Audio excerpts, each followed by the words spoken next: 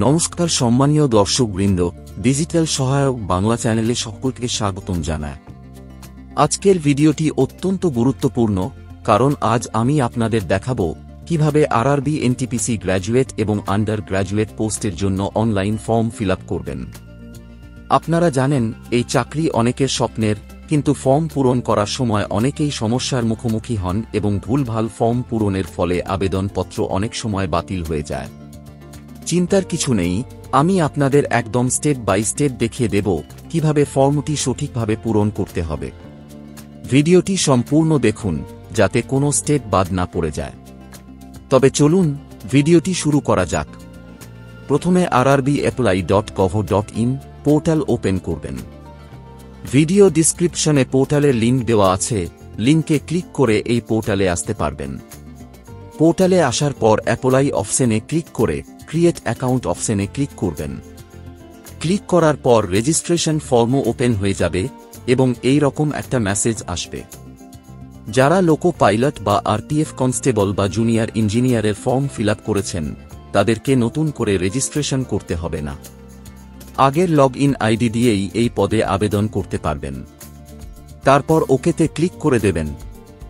ওকেতে ক্লিক করার পর প্রথমেই ন্যাশনালিটি সিলেক্ট করবেন। তারপর এখানে আবেদনকারী পুরো নাম এন্ট্রি করবেন, আবার এখানে আবেদনকারীর নাম রি এন্ট্রি করবেন। তারপর have you change your name অপশনে নো সিলেক্ট করবেন। যদি নাম পরিবর্তন করে থাকেন তাহলে ইয়েস সিলেক্ট করবেন। তারপর এখানে ডেট অফ বার্থ এন্ট্রি করবেন এবং এখানে আবার ডেট অফ বার্থ রি এন্ট্রি করবেন। ডেট অফ বার্থ এন্ট্রি করার পর এখানে জেন্ডার সিলেক্ট করবেন। তারপর আবার জেন্ডার রি সিলেক্ট করবেন। জেন্ডার সিলেক্ট করার পর এখানে অ্যাপ্লিক্যান্টের বাবার নাম এন্ট্রি করবেন এবং এখানে অ্যাপ্লিক্যান্টের বাবার নাম রি এন্ট্রি করবেন। তারপর অ্যাপ্লিক্যান্টের মায়ের নাম এখানে এন্ট্রি করবেন এবং এখানে অ্যাপ্লিক্যান্টের মায়ের নাম রি এন্ট্রি করবেন। তারপর আধার ভেরিফিকেশন সেকশনে আসবেন। আসার পর এখানে অ্যাপ্লিক্যান্টের আধার নাম্বার এন্ট্রি করবেন। তারপর ভেরিফাই ইউজিং আধার অপশনে ক্লিক করবেন। ক্লিক করার পর এই রকম একটা পপ আপ আসবে, my Aadhaar details is same as per matriculation certificate অপশনে টিক মার্ক দেবেন। টিক মার্ক দেওয়ার পর আধার ডিটেলস অ্যাড হয়ে যাবে। তারপর নিচে ডিক্লারেশনে টিক মার্ক দিয়ে ভেরিফাই অপশনে ক্লিক করবেন। ক্লিক করার পর Aadhaar verify successful message show হবে। তারপর এখানে ইমেইল আইডি এন্ট্রি করে জেনারেট ওটিপি অপশনে ক্লিক করবেন। ইমেইলে ওটিপি আসবে, ওটিপির ঘরে ওটিপি এন্ট্রি করে দেবেন। তারপর এখানে মোবাইল নাম্বার এন্ট্রি করে জেনারেট ওটিপি অপশনে ক্লিক করবেন। ক্লিক করার পর মোবাইলে ওটিপি আসবে, ওটিপির ঘরে ওটিপি এন্ট্রি করবেন। তারপর পাসওয়ার্ড ঘরে একটা পাসওয়ার্ড সেট করবেন। তারপর সেম পাসওয়ার্ড কনফার্ম পাসওয়ার্ডের ঘরে এন্ট্রি করবেন। তারপর ক্যাপচা ঘরে ক্যাপচা এন্ট্রি করে প্রিভিউ অপশনে ক্লিক করবেন। প্রিভিউ অপশনে ক্লিক করার পর এই রকম প্রিভিউ আসবে। নিচে স্ক্রল করে ডিক্লারেশন অপশনে টিক মার্ক দেবেন। তারপর ক্রিয়েট অ্যাকাউন্ট অপশনে ক্লিক করবেন। ক্লিক করার পর এই রকম একটা মেসেজ শো হবে, অ্যাকাউন্ট ক্রিয়েট একবার সাকসেসফুল হয়ে গেলে পার্সোনাল ডিটেলস আর এডিট করতে পারবেন না। তারপর প্রসিড অপশনে ক্লিক করবেন। প্রসিডে ক্লিক করার সঙ্গে সঙ্গে account create successful message show হবে। তারপর ইউজার নেম হিসাবে মোবাইল নাম্বার বা ইমেইল আইডি এন্ট্রি করবেন এবং পাসওয়ার্ড বক্সে পাসওয়ার্ড এন্ট্রি করবেন। রেজিস্ট্রেশন করার সময় যে মোবাইল নাম্বার এবং যে পাসওয়ার্ড এন্ট্রি করেছিলেন সেই পাসওয়ার্ড। তারপর লগ ইন অপশনে ক্লিক করবেন। লগ ইনে ক্লিক করার পর অ্যাপ্লিকেশন ড্যাশবোর্ড ওপেন হয়ে যাবে। তারপর অনলাইন অ্যাপ্লিকেশন অপশনে ক্লিক করবেন। ক্লিক করার পর এই রকম ইন্টারফেস আসবে। আপনি যদি উচ্চ মাধ্যমিক যোগ্যতায় আবেদন করতে চান তাহলে এনটিপিসি আন্ডার গ্র্যাজুয়েট পোস্টের জন্য আবেদন করতে পারবেন। তার জন্য এখানে আপনার পছন্দের জোন সিলেক্ট করবেন। তারপর এখানে টিক মার্ক দিয়ে নেক্সটে ক্লিক করবেন। আর যদি গ্র্যাজুয়েট যোগ্যতায় আবেদন করতে চান তাহলে এনটিপিসি গ্র্যাজুয়েট পোস্টের জন্য আবেদন করতে পারবেন। তার জন্য এখানে আপনার পছন্দের জোন সিলেক্ট করবেন। তারপর এখানে টিক মার্ক দিয়ে নেক্সটে ক্লিক করবেন। নেক্সটে ক্লিক করার পর এই রকম ইন্টারফেস আসবে। নিচে স্ক্রল করে পার্সোনাল ডিটেলস সেকশনে ম্যারিটাল স্ট্যাটাস সিলেক্ট করবেন। তারপর এখানে রিলিজিয়ন সিলেক্ট করবেন। রিলিজিয়ন সিলেক্ট করার পর নিজের মাতৃভাষা সিলেক্ট করবেন। তারপর এখানে ভাষা সিলেক্ট করবেন যে ভাষায় আপনি পরীক্ষা দিতে চান, এবং এখানে permanent visible identification mark entry করবেন। তারপর কমিউনিটি ডিটেলস সেকশনে নিজের ক্যাটাগরি সিলেক্ট করবেন, SC, ST, OBC, general, EWS যেটা আপনার প্রযোজ্য। ইডব্লিউএস বা এসসি, এসটি, ওবিসি যদি সিলেক্ট করেন তাহলে এখানে সার্টিফিকেট নাম্বার এন্ট্রি করবেন। তারপর এখানে ইস্যুইং অথরিটি সিলেক্ট করবেন। অথরিটি সিলেক্ট করার পর অথরিটি স্টেট সিলেক্ট করবেন এবং এখানে ইস্যু ডেট এন্ট্রি করবেন। তারপর প্রেজেন্ট অ্যাড্রেস ডিটেলস সেকশনে আসবেন। প্রথমে এখানে নিজের স্টেটের নাম সিলেক্ট করবেন এবং এখানে ডিস্ট্রিক্টের নাম সিলেক্ট করবেন। তারপর এখানে ফুল অ্যাড্রেস এন্ট্রি করবেন।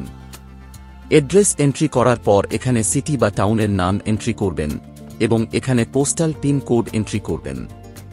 পার্মানেন্ট অ্যাড্রেস এবং প্রেজেন্ট অ্যাড্রেস যদি সেম হয় তাহলে এখানে টিক মার্ক দেবেন, আর আলাদা আলাদা হলে পার্মানেন্ট অ্যাড্রেস এখানে ম্যানুয়ালি এন্ট্রি করবেন। সমস্ত ইনফরমেশন এন্ট্রি করার পর নেক্সটে ক্লিক করবেন।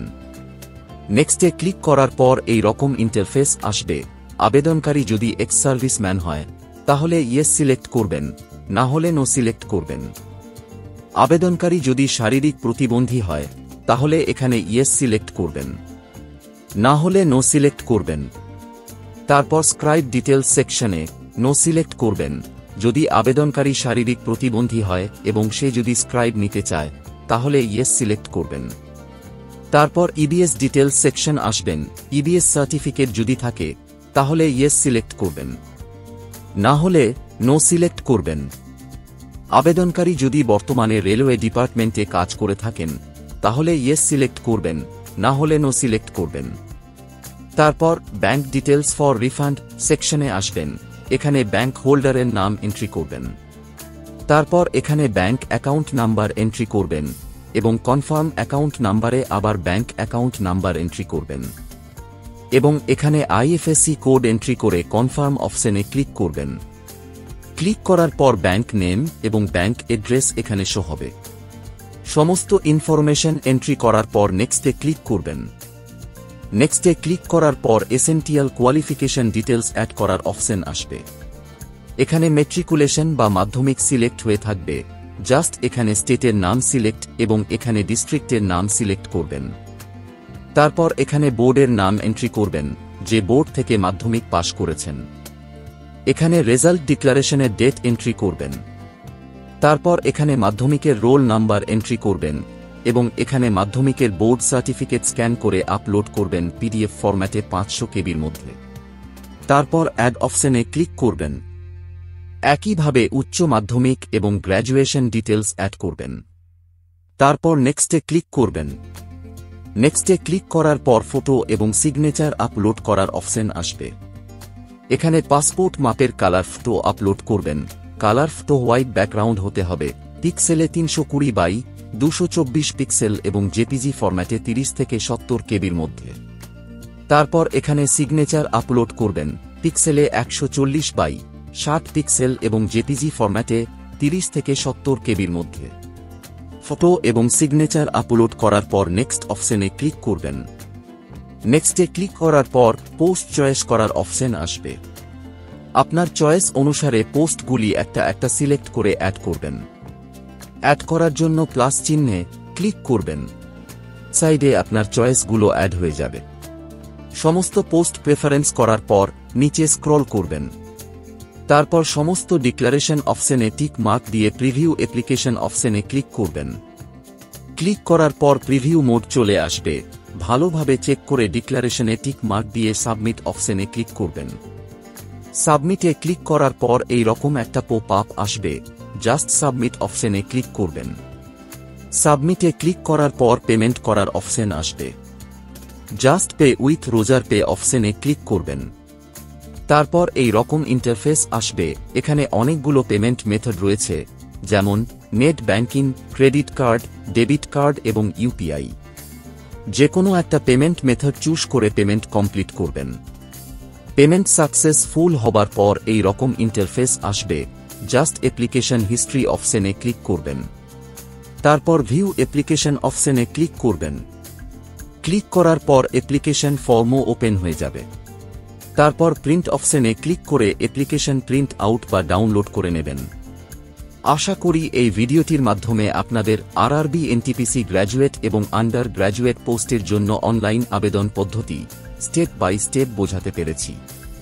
যদি আপনারা আরও কিছু জানতে চান বা কোনো প্রশ্ন থাকে তাহলে নিচে কমেন্ট বক্সে কমেন্ট করতে ভুলবেন না। ভিডিওটি যদি ভালো লেগে থাকে তাহলে লাইক, শেয়ার এবং চ্যানেলকে সাবস্ক্রাইব করতে ভুলবেন না। এই ভিডিওটি এতক্ষণ দেখার জন্য আপনাকে অসংখ্য ধন্যবাদ।